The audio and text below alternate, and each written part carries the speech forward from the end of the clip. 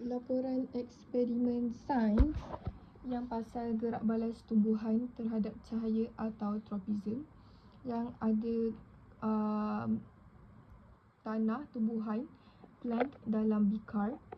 So, hipotesis dia ialah pucuk tumbuhan tumbuh ke arah cahaya.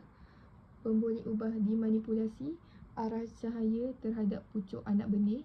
Gerak balas arah pertumbuhan pucuk anak benih. Dimalarkan anak benih yang sama jenis dengan ketinggian yang sama. Kalau soalan, rangsangan yang digunakan ialah cahaya. Tumbuhan yang bergerak balas ialah pucuk tumbuhan. Pucuk tumbuhan dia menunjukkan fototropism positif.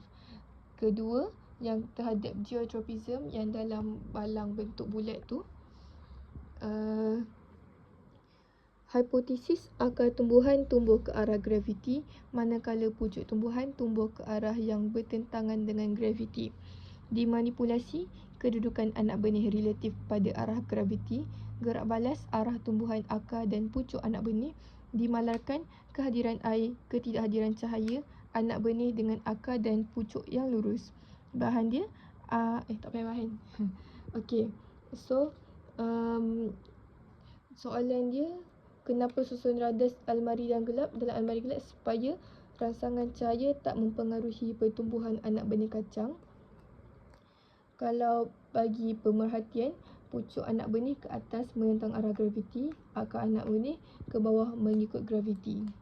Geotropism ni geotropism positif sebab akar tumbuhan tumbuh menuju ke arah graviti. Pucuk tumbuhan geotropism negatif sebab pucuk tumbuhan tumbuh ke arah bertentangan dengan graviti. Okey. Kalau yang pasal yang ada dawai-dawai tu, yang pucuk anak benih dia terapung tu, dia punya hipotesis akar tumbuhan tumbuh ke arah air. Manipulasi kehadiran sumber air. Gerak balas arah pertumbuhan akar anak benih. Dimalarkan graviti, ketidakhadiran cahaya dan anak benih dengan akar dan pucuk yang lurus. Soalan dia, rangsangan yang digunakan ialah air. Tumbuhan yang bergerak balas ialah akar tumbuhan.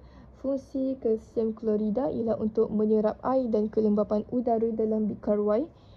Tumbuhan menunjukkan dua jenis hidrotropism positif atau negatif. Jelaskan jawapan anda. Okey, ni akar tumbuhan menunjukkan hidrotropism positif kerana akar tumbuhan tumbuh menuju ke arah rangsangan iaitu air. Kalau yang pasal lilin hembusan tu, hipotesis dia ialah peratus komposisi oksigen dalam udara sedutan lebih tinggi daripada peratus komposisi oksigen dalam udara hembusan. Dimanipulasikan ialah jenis udara di dalam balang gas. Gerak balas dia aras air dalam balang gas. Dimalarkan ialah suhu dan tekanan udara. Keputusan dia, aras air dalam balang gas udara sedutan 20%, komposisi oksigen 21%. Udara hembusan kurang dari 5 dan peratus dia ialah 16%. Kalau untuk soalan dia, kenaikan aras air dalam balang gas yang lagi tinggi ialah udara sedutan mempunyai kenaikan aras air di dalam balang gas kerana pembakaran lilin di dalam balang gas menyebabkan air masuk untuk memenuhi ruang di dalam balang gas dan komposisi oksigen adalah lebih tinggi.